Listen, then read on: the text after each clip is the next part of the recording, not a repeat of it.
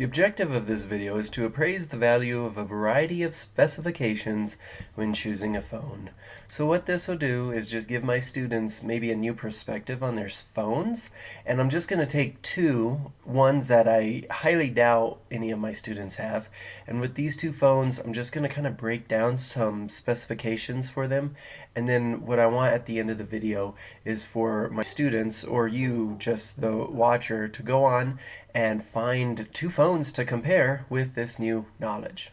So let's take some specifications I found on the Blackberry Key One phone, and I do want you to think, right, share here, what are your initial thoughts following these specs.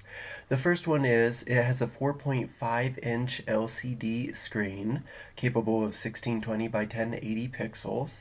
It's using a 2 gigahertz Qualcomm processor, and then it has 3 gigabytes of RAM. There is always this option, it seems, between 32 and 64 gigabytes of storage, and nowadays lots of phones come with even more, 128 gigabytes. Next up is 12 megapixels for a camera, and in terms of the selfie camera, that is 8 megapixels, mega being million. And here's something really new for my students, probably that is. This battery on the phone is a 3505 milliamp battery. Just so you know, it was released February 2017. So go ahead and answer that question. What are your thoughts on this? And after you've done that, we'll move on to the LG Stylo. And it's not the Stylo 4. Some of you in class, I know for a fact, have that. So this was released in June 2018. It's an older Stylo. And this is using a 6.2-inch LCD screen. We're looking at 2160 by 1080 pixels. Then a 1.8 gigahertz octa-core Qualcomm processor. There are 2 gigabytes of RAM, same type of storage, 13 megapixel camera, while the front camera for selfies is only 5 megapixels, and then that battery is 3,300 milliamps. So let's start breaking each of those specs down, starting with probably the harder one. But I connect it to the first one in terms of your LCD screen. So to start, a milliamp hour is the number of hours that the device can produce 1 milliamp of current. That's 1/1000th of an amp, so not very much current.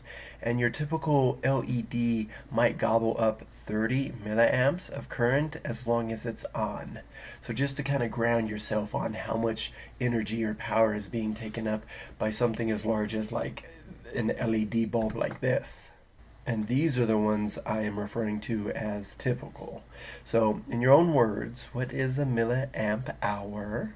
Maybe you feel confident answering that right away, but if not, here's a good analogy to ground yourself with. A milliamp hour could represent the ability of the battery cell to maintain 1 milliamp draw for an entire hour while maintaining its nominal voltage. So basically, I imagine these buckets, and the bigger the bucket, the more milliamps it has, because if the water was to slowly drip out of that bucket, well, that's what we're talking about. Nothing seems more annoying than needing a new battery or needing to charge your phone way before the end of the day. So that's milliamps for you. Now let's make a comparison outside of the realm of cell phones. It says here that an Xbox 360 just sitting there will pull down nearly an amp. So that is 1000 milliamps, and it's pulling that just by sitting there doing nothing, just by it being turned on. Now if we're talking a 1200 milliamp battery, we have to talk about other things when we do that, like voltage and whether it's a properly hooked up and all. Well, you could theoretically power an Xbox 360, that is, for 1.2 hours just on that 1200 milliamp battery. So let's go back and look at one of our cell phones here. Maybe this last Stylo one. It said there's 3,300 milliamps. So 3,300, how long would the Xbox be powered for? Well, 3,300 is 3 of these. So we're looking at 3 times 1.2 hours. So that's pretty good. For 3.6 hours, I could keep this Xbox on using my cell phone battery if I own that LG Stylo. Now, when it comes to cameras, there's a lot more to it than just megapixels, and I'll let you do your own research here. But I'm not that big of a camera guy, so I'll just leave it at this. That a pixel is just, think of it as one light bulb. So if we're talking about a megapixel, we're talking about a lot, millions of pixels. And let's just say, for the sake of this video, in general, like the more the better. And you'll see resolution connect to the number megapixel, and you'll see that when we look at those numbers again. So your think right share here, how do the two phones compare? We have 12 megapixel camera, and let's just think about that, best one maybe. So 12 megapixels for the Key One and 13 megapixels for the LG Stylo. Alright, now we see this number is actually smaller, so I guess it just depends on your priority. If you are a big selfie person, this phone might be better. But if you are just a front camera person, or back camera, I don't know which is which, but the point is, maybe you'd get this Stylo if you just wanted a higher quality camera. So displays now, this one's super easy, so just what's your preference? One of my favorite numbers to look at is RAM, whether it's a computer or cell phone, that is smartphone. So let me oversimplify RAM for you.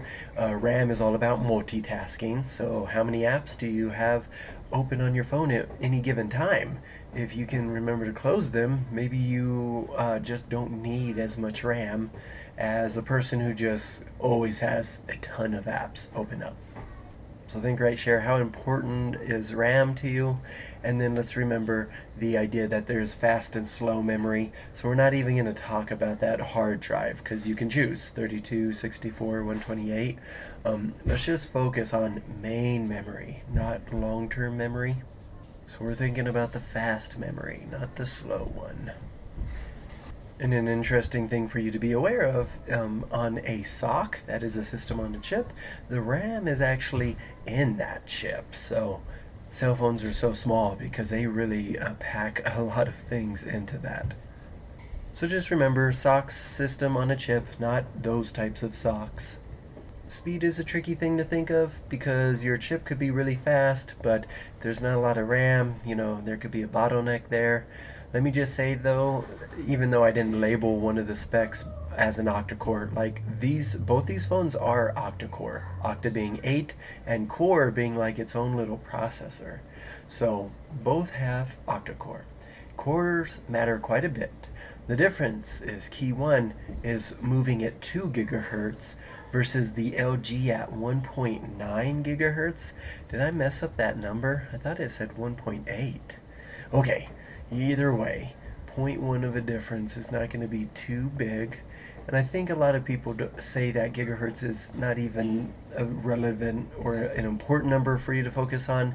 Again, it just depends. Like I was saying, you don't want to have certain bottlenecks on your system.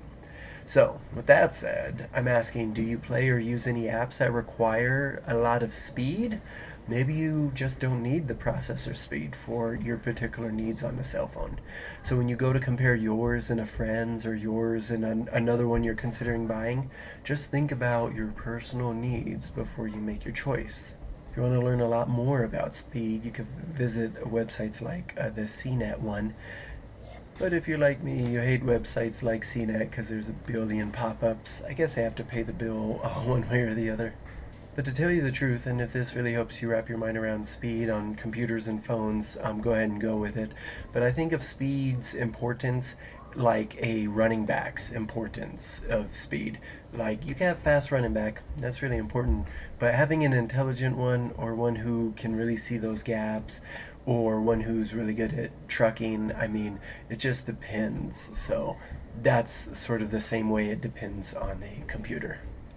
It's funny, at the time of this video, San Diego just lost their Chargers, but then the AAF had this new football team using the old Chargers stadium.